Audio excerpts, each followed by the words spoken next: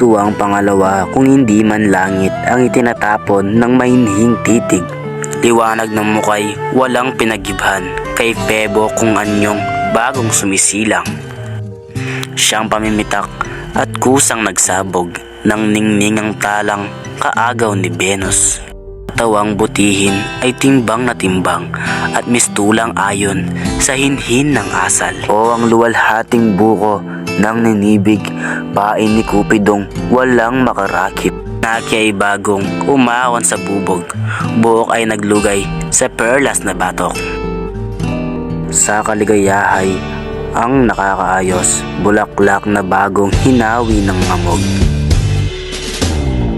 Ano pat sino mang palaring manood, patayo'y malak kung hindi umirog.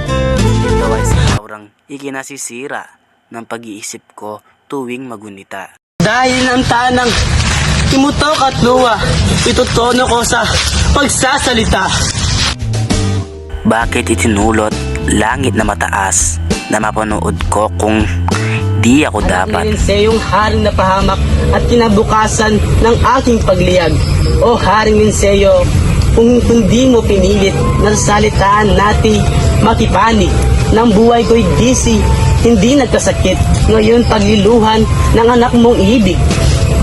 Hindi ka toto, kot si Laura, di taksil, aywan ko kung anong lumimot sa akin. Ang palad ko'y siyang alipusta't linsil, di lang magtamo ng tuwa sa giliw. Kung nalalagay kay ang mamatuwirin sa laot ng madlang sukat ipagtaksil. Dili ang dangal mong dapat nalingapin, mahigit sa walang kaganda at ningning. Ito ay hamak pa bagang sumansala ng karupukan mo at gawing masama. Kung ano ang taas na pagkakadakila, siya ring lagapak naman kung marapa.